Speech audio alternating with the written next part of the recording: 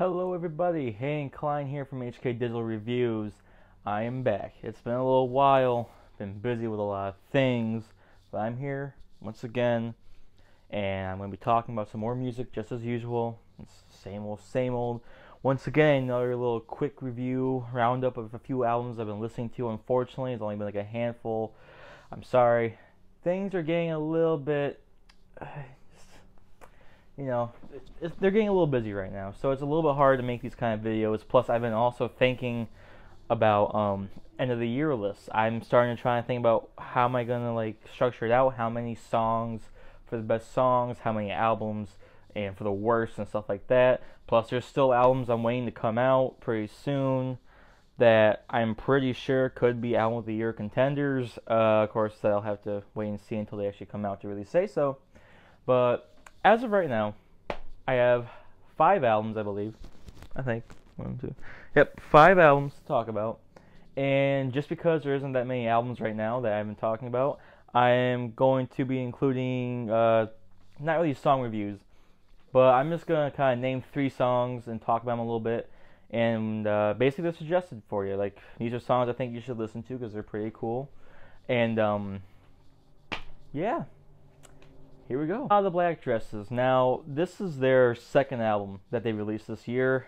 Black Dresses is a female duo that's like a noise pop, industrial pop group. And their first album was okay. It was in between mediocre and okay.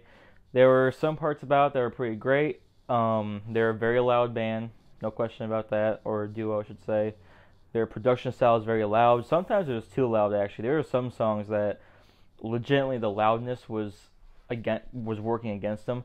But on this album, they actually were able to kind of fix that, or I guess you want to call this an EP or whatever, but on this project at least, they seem to kind of fix that. They made the loudness much more well-rounded, I guess.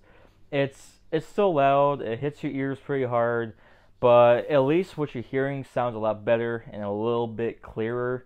So it actually works out much better for them. I think the lyrics on this too are a little bit better. They're just a little bit more mature. But they haven't gotten rid of their vocal style, which basically, to sum up their vocal style and their music overall, is like if diva pop was made in hell and Satan was the producer. I mean, that's how I would, describe it. And that's kind of like a perfect way to describe Black Dresses. That's kind of what they are. They're dark, they're mean, they're sassy as hell still. They have like the brat attitude with their vocals, which you can hear. And I do actually like this project a little bit. I definitely like it more than their first album they released this year, so they're heading in the right direction. I actually just can't wait to see where they're gonna go next with their stuff. For this project, for them, I'm thinking a 7 out of 10. Let's just see what else I can do in the future. You know what? This wasn't that bad. And I'm glad to say that because I came into this album thinking, you know what? I heard the song Uh-Oh, which is still one of the worst songs I've heard this year. And my mindset going into this album was, uh-oh, here we go. Are they going to be as bad as that song?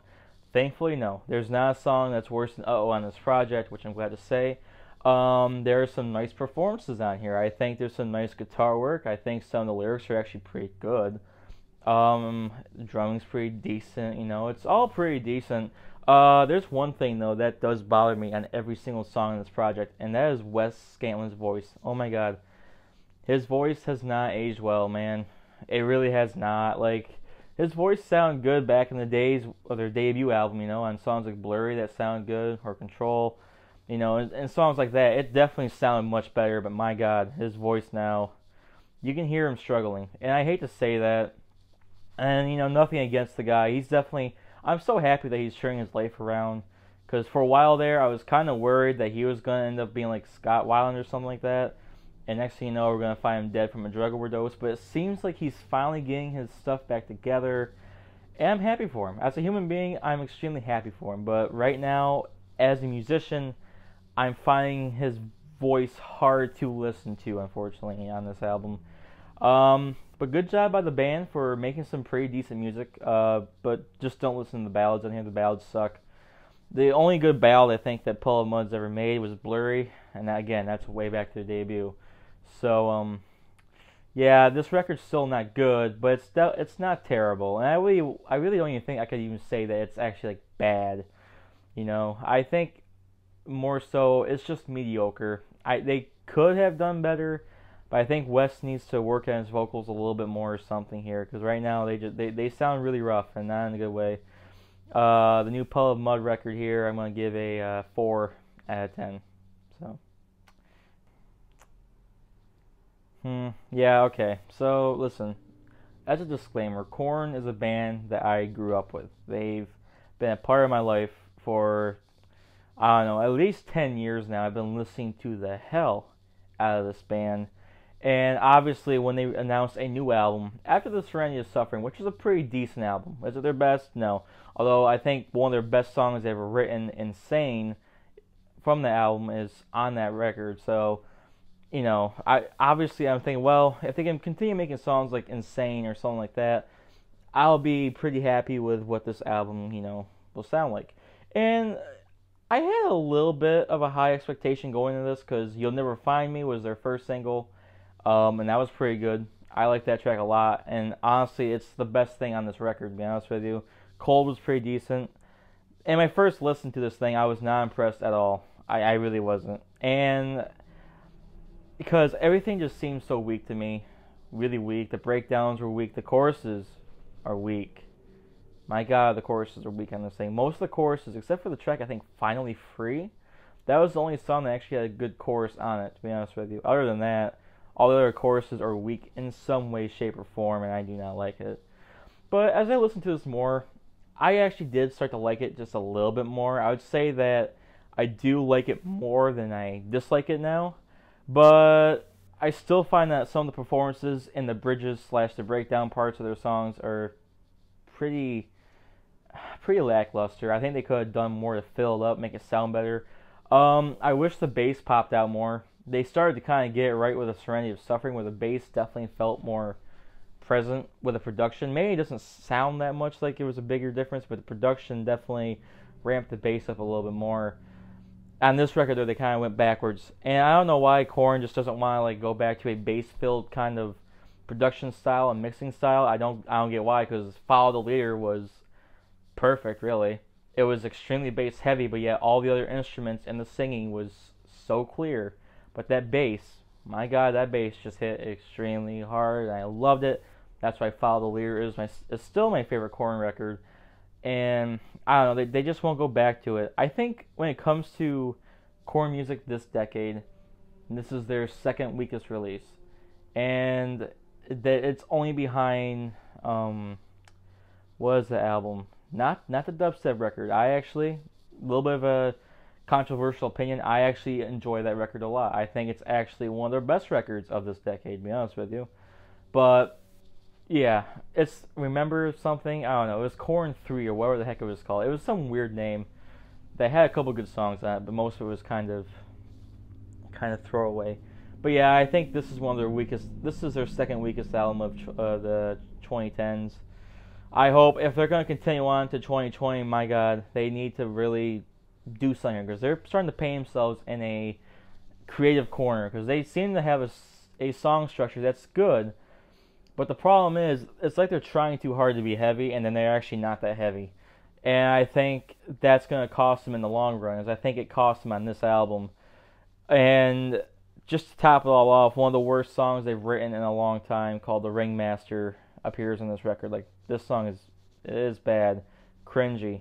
The beat's not the worst, but the lyrics, the singing, hard no. Absolute hard no. Not good. Just not good. But, again, we have tracks like You'll Never Find Me, Cold. I just lost everything. I had all the songs in my head. I think there's a song called Harder that's pretty good on here. Yeah, there are good tracks on here, I will admit. There really are. But this is still one of Korn's weakest albums they've released in a while. And I don't know really what else to say other than that. I just kind of wish that Korn did more. I thought about doing a disappointing video on this, but then as it started to grow on me, I'm like, well, this isn't as disappointing as it could have been, so I guess I'm not too mad. But Korn needs to do something different soon, otherwise these scores are going to get lower. And with this album, The Nothing, I'm feeling a 6 out of 10, which may be a little bit generous, but it is Korn. I do like Korn, so I guess this is what I'm going to leave it at. Oh, Post Malone. Yeah, Post Malone. So Post Malone was an artist that I've ignored, and I've purposely ignored because I heard the song Rockstar, which to this day annoys me to no end. I'll never understand what people see in this song, to be honest with you. And I guess that hurt my interest level with Post Malone a lot, to where I just kind of thought of him as another rapper that's just going to be nothing in a few years, nobody's going to remember him, blah-de-da-de-da. But I will say, this Hollywood's Bleeding album that he's come out with, it's pretty enjoyable. I actually do like a lot of what happens on this project. Mainly, though, the main thing I like about this album is Take What You Want. That track with Ozzy Osbourne and Travis Scott. Wow, what a fantastic track, honestly. Like, holy crap. The singing that Ozzy Osbourne puts on this song, is fantastic. He sounds like he hasn't aged a bit, and if he has aged, it's for the better. The lyrics in it, just the way he performs the lyrics for the chorus on this thing, oh my god, just so fantastic. Travis Scott's verse, one of his best guest verses in a while, appears on this track as well, which was needed because Travis Scott was starting to do some terrible things to tracks. So to see Travis Scott pull it off here and Ozzy Osbourne legitimately be the best thing on this entire record was something I didn't expect. When I heard this song it was a thing, I was for sure that it was going to be terrible, but no, it ended up being my favorite song on the entire album. And it's actually right now one of my favorite songs of the year, to be honest with you. It's a great track. But yeah, there's a lot of tracks to like on this album, and I guess really going into this thing, I was kind of afraid that it was not going to be that good of a listen, or at least not as good as what people were saying it was, because they had released a few tracks before this album that I hated, like Sunflower with Sway Lee. I don't think that track's good at all. I find it more annoying than anything. I find it like a mix of like pop and like R&B mixture that just does not fit well at all. The beats just bad, slightly generic. The singing and the lyrics are just dull and boring, especially if they're auto-tuned and they're still boring, that's a problem. And then the song Wow, which is just, to me, it's just bad. I really don't even know what to say about that particular track. It's just when I listen to it, I'm just like, yeah, I don't want to hear this ever again. So, but yeah, overall, this is actually a pretty solid album. I enjoyed most of it. I hope to see Post Malone keep doing this. I keep hoping he will do these risky features, because obviously it worked, and Ozzy Osbourne really kicked it up a notch with this one, because holy crap. And then it's kind of funny that shortly afterwards he announced he finished a solo record, so can't wait, new Ozzy soon. Be pretty good. But for now, Post Malone, Hollywood's Bleeding, I think is a nice solid 7 out of 10. I liked it, and I will continue to like it probably for the rest of the year. Lana Del Rey, I don't even know what to say. This was a shocker, honestly, because like I did hear some of the singles beforehand, and they were really good. They were really good. In fact, if you want to check out my Instagram, go back a little bit, you'll see the review I did for the track Hope is a Dangerous Thing for a Woman Like Me to Have by Got It, or something like that. It's a long name title, but I like that track a lot, and on this album I liked it a lot. And this album I actually adore. This thing is actually fantastic. Lana Del Rey goes above and beyond what I think anybody expected her to do on this record, because the songwriting is amazing. Her lyrics have a nice hint of savagery in it while being very serious at the same time. The chamber pop aesthetic that's on every single song on this album is fantastic. I love the production and the beats. You know, a millennial apartment complex, maybe one of the best songs of the year, honestly. Like, holy crap. The Sublime cover of the track, I think, Doing Time, if I'm making the name right here, is pretty fantastic. A little bit interesting to put in the midst of this album, but it's still fantastic. This track is still fun to listen to. There's a lot of moments on here where I'm just extremely impressed with what Lana Del Rey is doing on the mic, when it comes to the beat and production on this thing. Like, she really just pops off, and she sounds fantastic. There's not a single song on this thing I think that I would necessarily skip from the beginning. I mean, I might skip the track Venice Bitch only because it's 9 minutes in length, and you get to a little part in about the 6 minute range where you're like, okay, this is dragging on a little bit. You don't really need to add this here. It's not really having an effect on my enjoyment on this project, or song, I should say.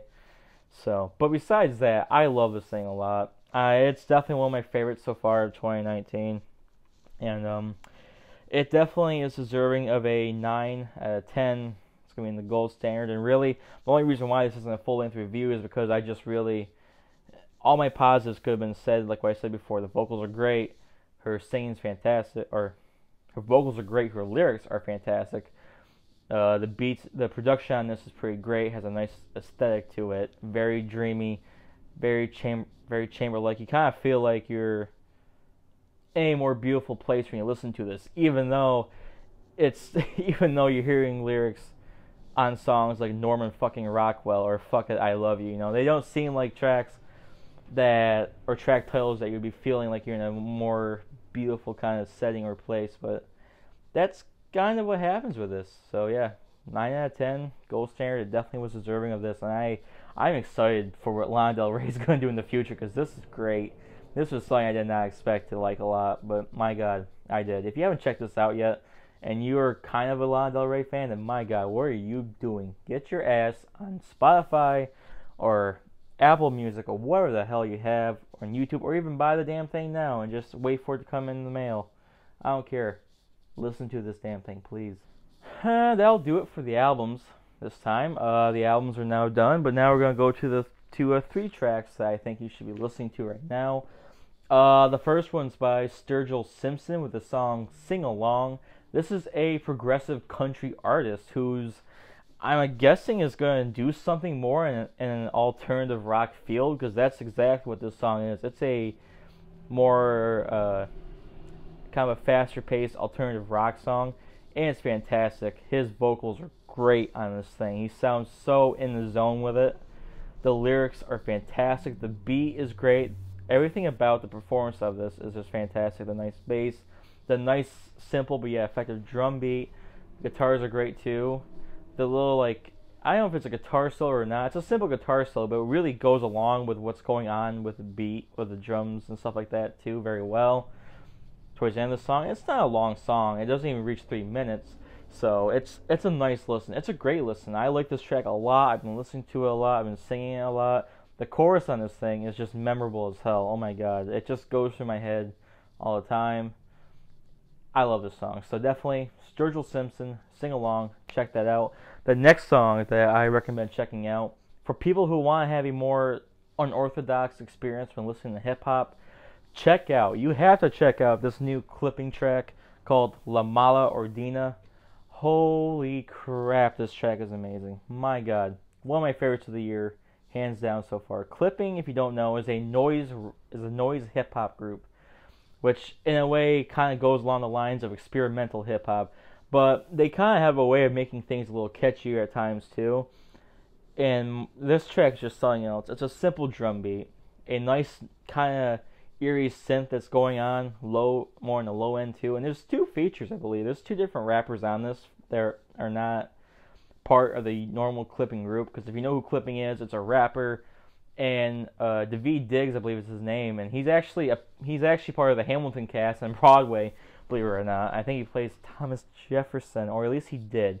I'm not too sure. I'm going to look back into that, but that's where he started off as. But yeah, it's him, and there's 2 producers, and the production value on like every clipping track has been fantastic so far.